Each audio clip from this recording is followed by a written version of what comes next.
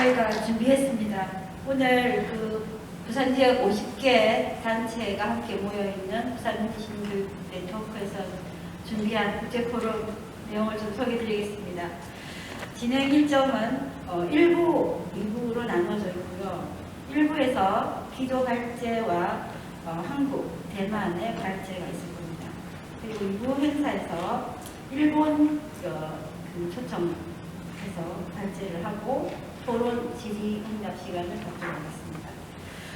오늘 국제포럼 행사는 온라인, 오프라인을 동시에 진행을 하고 있고, 그래서 온라인 중 참석자분들에게도 감사의 말씀을 드립니다. 지금 잠시 나오네요. 지금 바로 시작했기 때문에 곧 나중에 되면 더 많이 들어올 있어요. 온라인 오신 분들께도 박수 한번 주시기 바랍니다.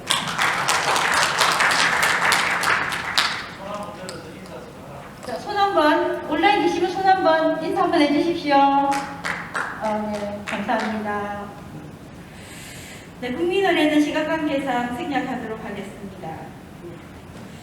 그리고 시작에 앞서서 저희 오늘 좀 참여해 주신 분들을 잠시 좀 소개해드리겠습니다.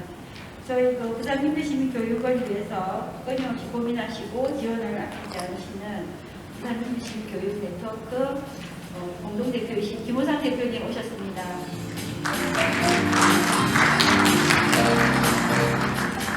부산 민주시민교육 네트워크는 30여 명의 33명의 운영위원들이 계십니다.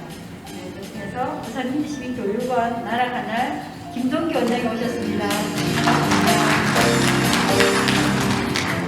민주주의 사회연구소 장성건 학술실장님 오셨습니다. 부산민족예술인 총연합회 김호진 사무처장님 오셨습니다. 부산민주공원 교육문화팀장 김재웅님 오셨습니다. 반갑습니다.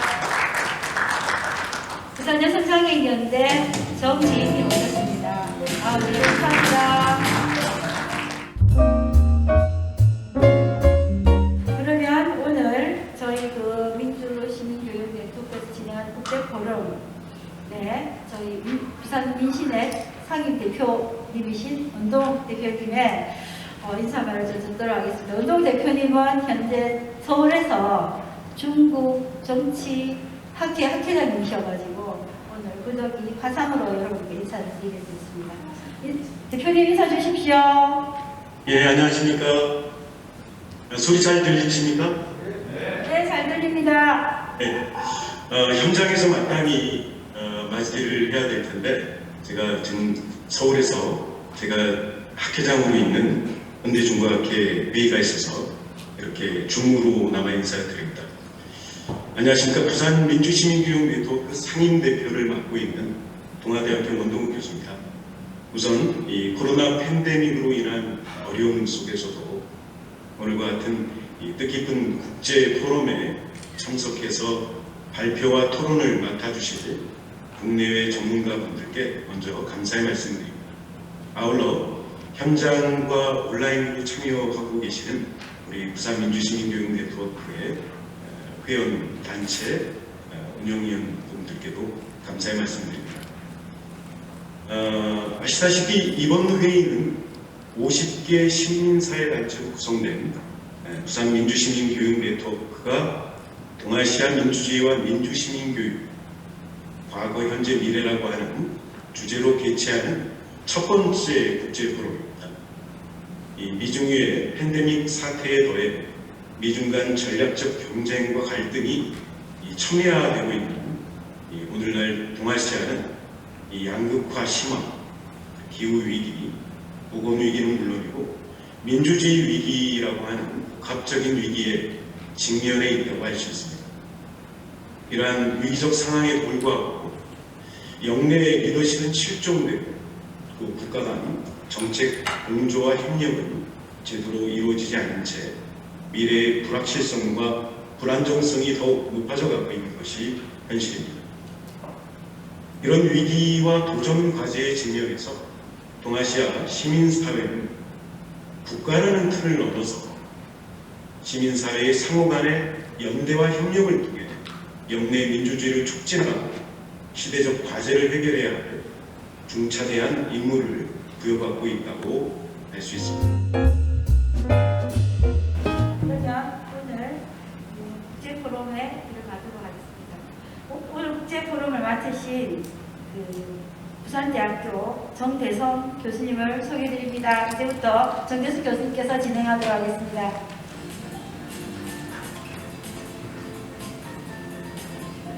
반갑습니다. 부산대 역사교육과의 정대성입니다. 오늘 사회와 토론 전장을 맡았습니다.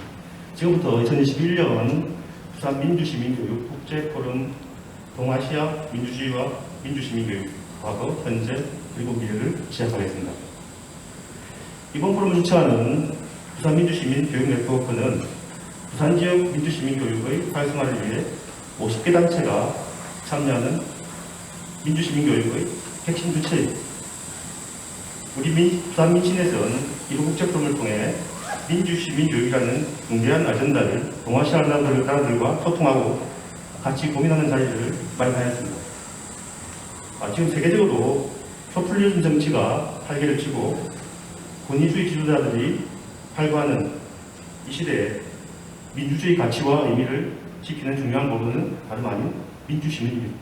그래서 이 민주시민을 양성하는 교육, 즉 민주시민 교육의 중요성에 대해서는 누구나가 의심할 나위가 없습니다. 그래서 오늘 이 자리가 동아시아 민주시민 교육의 현장을 공유하고 각국의 민주시민 교육 시스템에 대한 사례도 공유하는 귀중한 소통의 장이 될 것으로 기대합니다. 주제는 민주시민 교육, 독일에서 배운다입니다.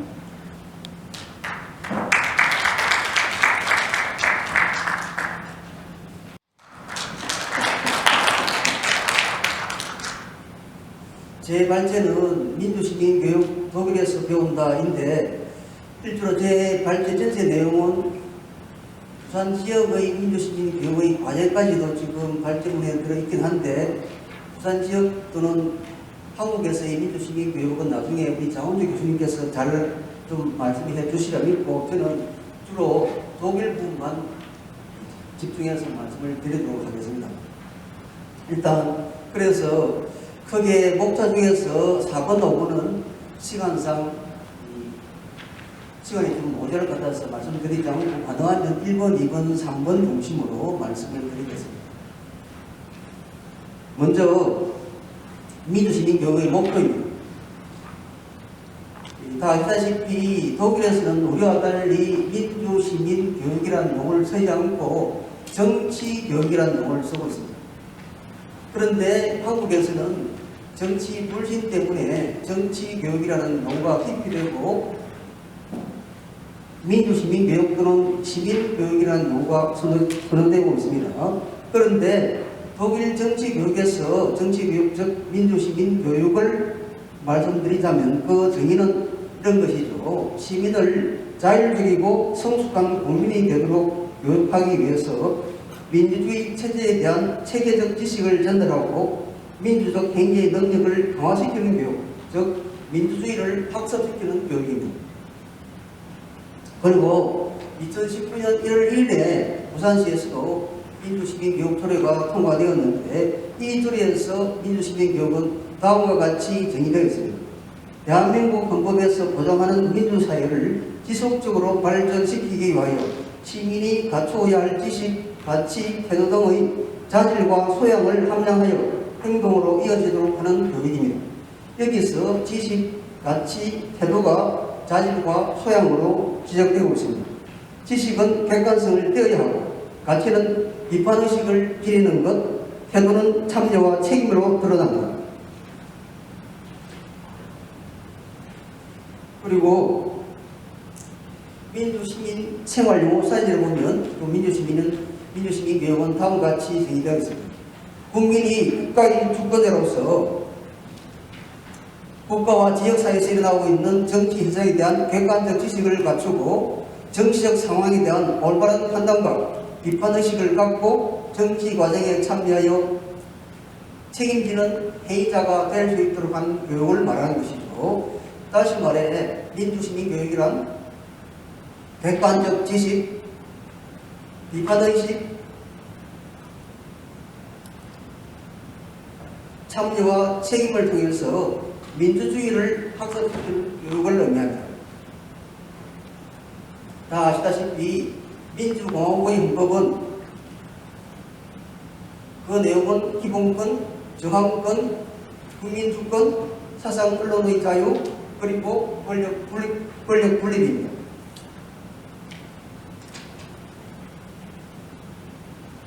그래서 민주시민 교육이란 이러한 권리와 의무를 자각하고 실행할 수 있는 시민, 즉 민주공화국의 물적 토대가 되는 시민, 이러한 시민을 양성하는 교육이 민주시민 교육입니다.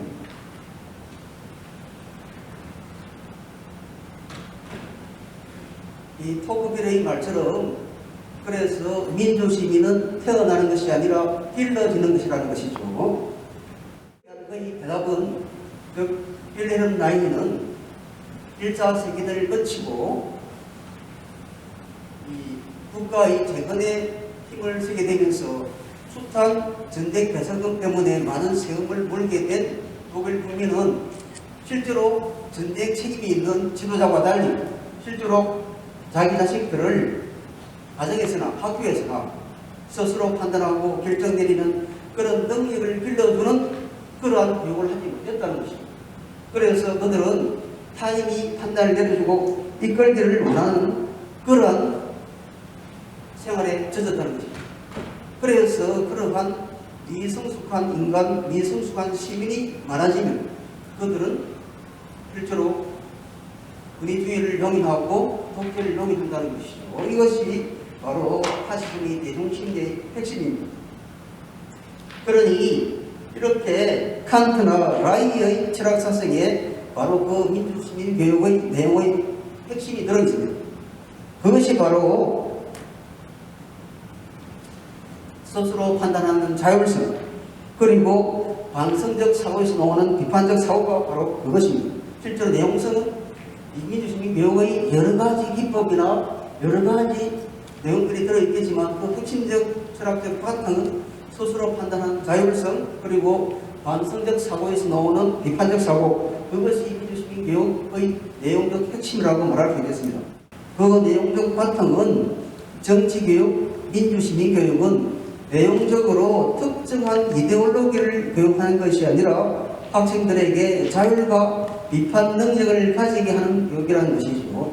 이것이 칸트의 계몽 개념에서 이어졌던 것이고, 아까 말씀드렸던 이 빌헬름 라이의 사상에서도 그 내용들이 다 들어있었던 것이죠. 그들은 교육에서 서로 대립된 세계관과 이념적 지향에도 불구하고 자율과 비판 능력을 전달하는 것이 정치 교육의 가장 중요한 이 목표라는 것을 합의했고, 이것은 어떤 색깔을 띤 교육자에게도 온당한 것이라는 것에 대해서 합의를 했던 것이죠. 그리하여 그들은 포이텔서 방학이라는 명칭하에서 민주교육의 3원칙을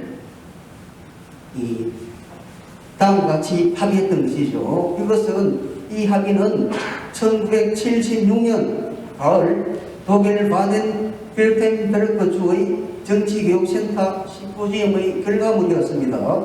먼저 정치교육자들은 우선적으로 학교 영역에서 정치교육이 고려해야 할 것이 무엇인가에 대한 근본 원리를 제안했습니다. 그래서 여기서 정치교육을 위한 세 가지 최소 조건이 확립되었고, 지금 보시는 다음과 같은 정치교육의 3원리가 합의로 도출됩니다.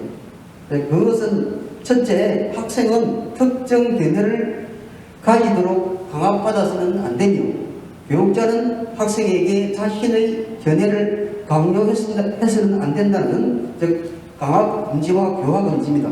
이것을 합쳐서 강압 금지의 원칙이라고 말할 수 있겠죠. 그리고 두 번째, 어떤 것이 공론 중에서 논쟁이 되고 있다면 그것은 수업 중에서도 논쟁적으로 토론되어야 한다는 원칙입니다. 즉 대립과 균형이죠. 즉 논쟁성 제인의 원칙입니다. 세 번째, 정치교육은 학생들이 사회의 정치적 상황과 자기 자신들의 입장을 분석하고 그로부터 학생 스스로 결론을 이끌어낼 수 있도록 능력을 길러줘야 한다는 학습자 지향의 원칙입니다. 저는 우리 민주주의가 조금 더 성숙해지려고 하면 좀 더 안정되고 그래서 다른 다양한 외부의 구조로부터 우리 민주주의가 제대로 이렇게 물러가면서 우리 사회 민주주의가 해결해야 될 문제들을 해결해 나갈 수 있으려고 하면 단순히 정치적인 지배의 형식으로서 정부의 차원에서의 민주주의뿐만이 아니라 우리들의 일상적인 그런 삶의 양식이라는 차원에서 이렇게 민주주의가 제대로 내릴 수 있어야 된다라고 이렇게 생각을 하는데 우리는 이런 차원에서도 우리 사회 민주주의는 제도적인 차원의 한계에 대해서 말씀드렸습니다만 이런 그 삶의 양식이라고 하는 관점에서도 우리 민주주의는 많은 한계를 지니고 있다 이렇게 이야기를 할 수가 있습니다. 이상적으로만 보면 우리 민주주의라고 하는 것은 가족관계, 연애나 조관계, 문화적인 향유, 경제생활 이런 그런 차원에서부터 민주주의가 제대로 내릴 수 있어야 되죠. 가족생활, 학교, 직장, 일상적인 인간관계 여기에서 민주주의 삶의 양식이 우리를 내릴 수 있어야 되는데 그래야만 정치적인 민주주의도 좀 더 성숙하고 발전할 수 있다 이렇게 이야기할 수가 있는데 이런 차원에서 우리 민주주의는 많은 한계를 보이고 있다 이렇게 이야기를 할 수가 있습니다. 이런 차원에서 한계를 보이고 한계를 보여줄 뿐만 아니라 한계를 설정할 뿐만 아니라 우리 민주주의를 위협하고 있는 요소가 제가 우리 사회에 다양한 차원에서 가구가 되고 있는 능력주의다 이렇게 이야기를 할 수가 있을 것 같은데요.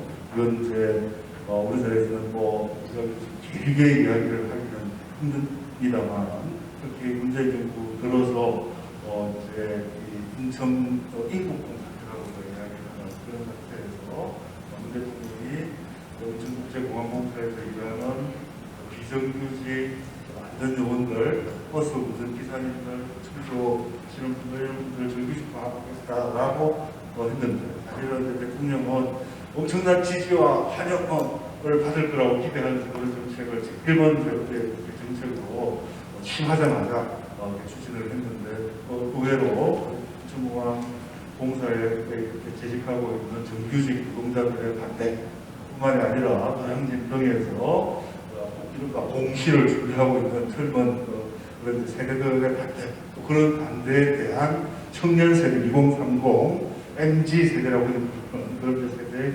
광범위한 동조 이런 것들 일어나는 것을 제가 많이 이제 놀랐죠. 남북 아이스하키 단일팀을 구성하는 그런 과정에서도 청년들이 반대를 한다든가 기특교육도 유지하겠다 그러니까 그것도 반대한다든가 이런 식의 문제들. 그래서 지금 거의 대부분의 대선 후보들이 대입 제도를 모으고 정치중심으로 하겠다. 객관적인 평가가 가능한 그런 방식으로만 대입을 해야 된다.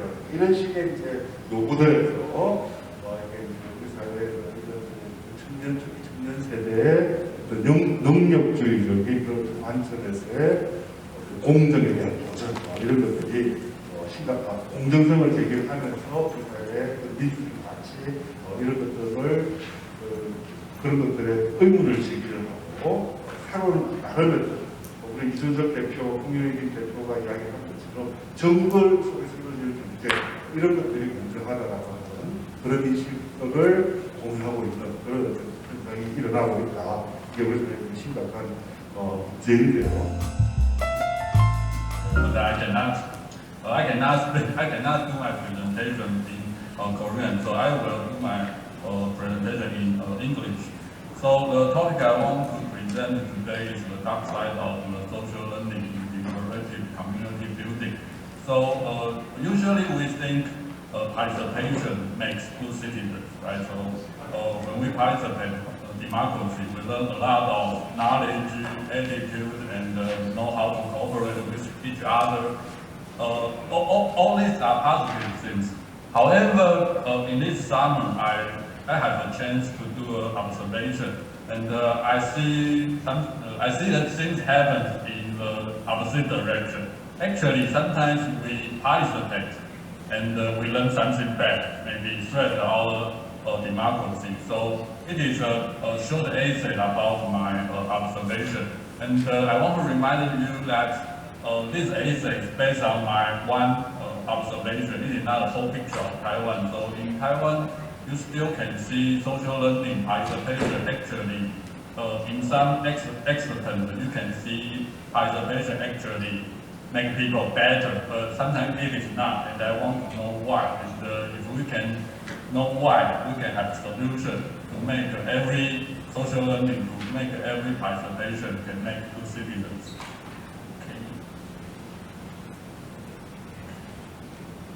Okay, so let's start from the definition of democracy. So democracy is a popular term, right? In many countries, all people know democracy. However, democracy means different things to people. So some people think democracy is a way to make decisions, right? Like we select our president or select our policy, right? Especially by voting and by majority rule. So some scholars call this kind of thinking the contemporary mode, focused on the decision part. So however, there's another imagination about democracy, and we call it the classical mode. So in the classical mode, decision, of course, is make a good decision is important. However, the most important is participation. Because if you participate in democracy, actually it is an education, right? Some educational function. So from Tocqueville's perspective, participation actually is a school for democracy. So people learn a lot of valuable things.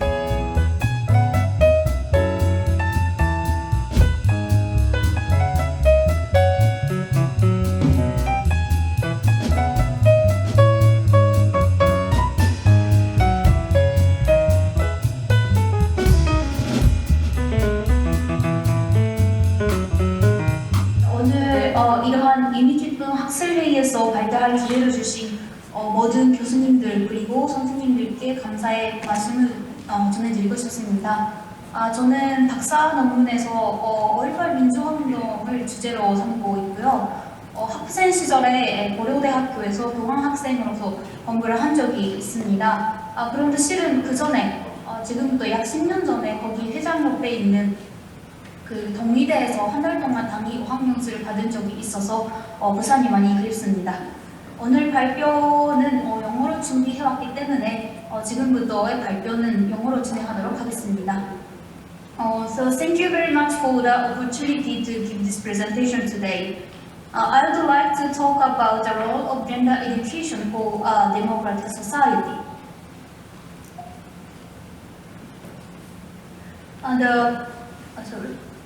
The purpose of the presentation is to clarify what kind of democratic citizenship education is needed in Japan today. Actually, in Japan, some schools have been adopted a citizenship education program without the term of democratic, but the concept of democratic citizenship education or education for democratic citizenship is still unfamiliar in Japan.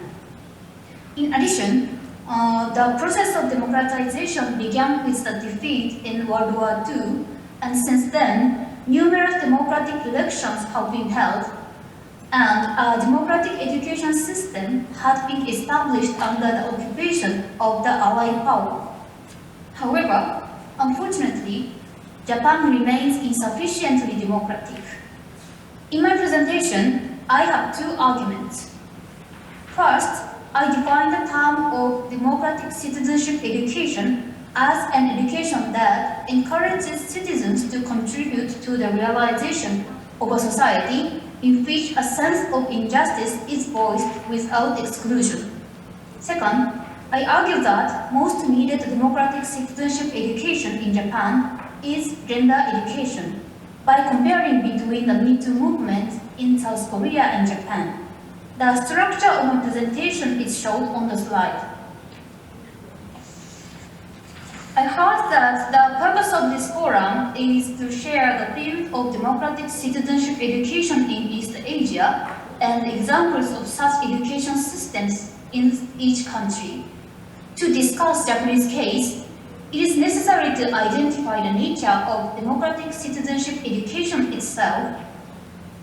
This term was recently coined, and the definition of the word or concept varies from person to person. For example, in South Korea, the Korean Civic Education Institute for Democracy defines it as an education for cultivating democratic values, knowledge, and abilities so that the people can actively participate in the election and political process as sovereigns. And its purpose is to cultivate people's ability to contribute to the sound development of democratic politics. As the Institute indicates, although it particularly focuses on the role of encouraging participation in the voting process, the term of democratic citizenship education itself includes education around human rights, respect for the law, environmental concerns, Korean unification, and so on. 우선은 그 린여성 선생님께서 한 말씀 가운데 매우 인상적인 주장이 있어서 한번 얘기해 보고 싶습니다. 그 린여성 선생님께서 민주적인 참여가 항상 좋은 시민을 양성하는 것은 아니다. 양성하지는 않는다. 이렇게 말씀을 하셨습니다. 매우 날카로운 어떤 현실에 대한 평가라고 생각을 하는데 그럼에도 불구하고 저는 참여는 여전히 중요하다. 참여는 여전히 중요하다. 이렇게 말씀을 좀 드리고 싶고요. 그런데 참여라는 것은 어떻게 보면 이제 민주주의, 우리가 알고 있는 이런 자유민주주의 체제의 형식적인 그런 자유민주주의 형식에 대한 어떤 특징 중에 하나겠죠. 근데 이런 참여민주주의 교육만으로 좋은 시민이 양성되는 것은 아니라는 것이죠. 제 생각은. 그러니까 참여는 중요한데 참여만으로 끝쳐서는 안 된다. 이런 생각을 좀 해봤습니다. 그러면 이게 어떻게 해야 되느냐? 제 생각에는 어떤 민주적인 공공성을 달성하기 위해서 노력해야 된다. 민주적인 공공성이라는 게 뭐냐? 이게 아까 민여성 선생님이 얘기했던 시민적 정체성하고도 관련이 있는 것 같은데요. 민주적인 공공성, 그거는 이제 아까 우리 사토유키 선생님과 좀 관련이 되어 있는 것 같아요. 저는 사실은 우리 사토유키 선생님의 발표를 들으면서 매우 사실은 크게 이렇게 느끼는 게 많았는데요. 민주적 공공성이라고 하는 것은 이른바 제 생각에는 소수자, 비주류, 그러니까 우리가 주류라든지 다수자라고 얘기하는 일반적인 어떤 그런 사람들이 아니라 그 사람들 밖에 있는 사람들의 목소리를 사회가 이렇게 공공성으로 끌어들여서 환대할 수 있는가 하는 거죠. 그러니까 여성이 될 수도 있고 노인이 될 수도 있고, 저는 태극기 부대에서도 이 어떤 그런 걸 좀 느끼는데요. 청소년일 수도 있고 장애인일 수도 있고 성소수자일 수도 있고 이주자일 수도 있고 난민일 수도 있고 외국인일 수도 있고요. 그러니까 그 사회의 주류가 아닌 비주류, 소수자, 목소리 없는 그런 목소리를 많이 못 냈던 사람들이 목소리를 쉽게 낼 수 있는 어떤 그런 공공성을 구축하는 것, 이것이 매우 중요하지 않는가 이런 생각이 들었습니다.